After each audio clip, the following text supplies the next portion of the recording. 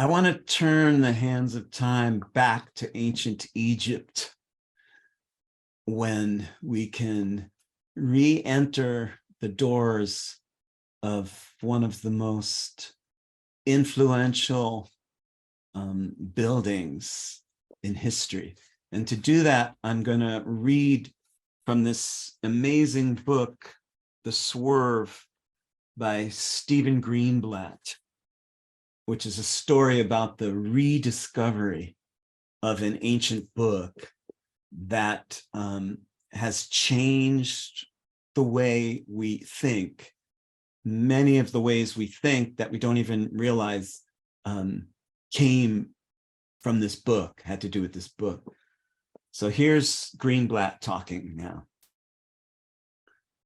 The fate of the books in all their vast numbers is epitomized by the fate of the greatest library in the ancient world, a library located not in Italy, but in Alexandria, the capital of Egypt and the commercial hub of the Eastern Mediterranean.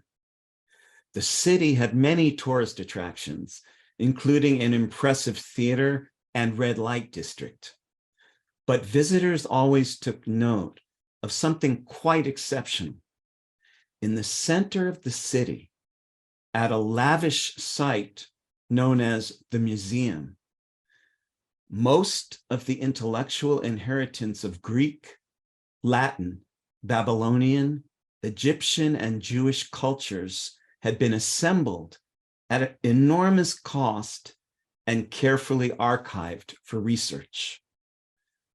Starting as early as 300 BCE, the Ptolemaic kings who ruled Alexandria had the inspired idea of luring leading scholars, scientists, and poets to their city by offering them life appointments at the museum with handsome salaries, tax exemptions, free food and lodging, and the almost limitless resources of the library. The recipients of this largesse established remarkably high intellectual standards. Euclid developed his geometry in Alexandria. Archimedes discovered pi and laid the foundation for calculus.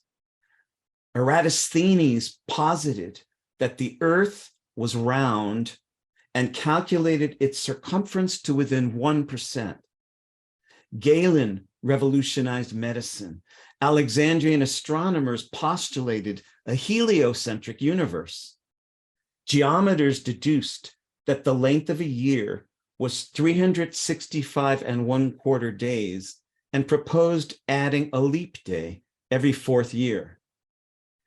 Geographers speculated that it would be possible to reach India by sailing west from Spain.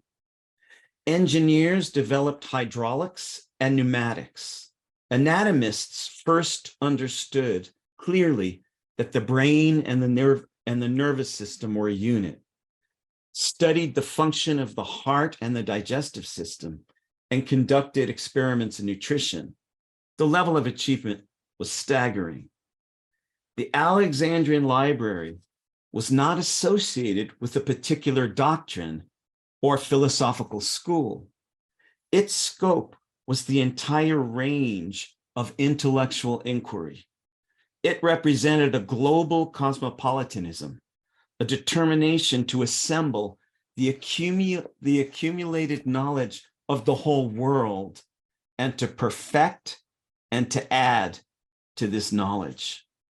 At its height, the museum contained at least 500,000 papyrus rolls, systematically organized, labeled, and shelved according to a clever new system that its first director, a Homer scholar named Zenodotus, seems to have invented.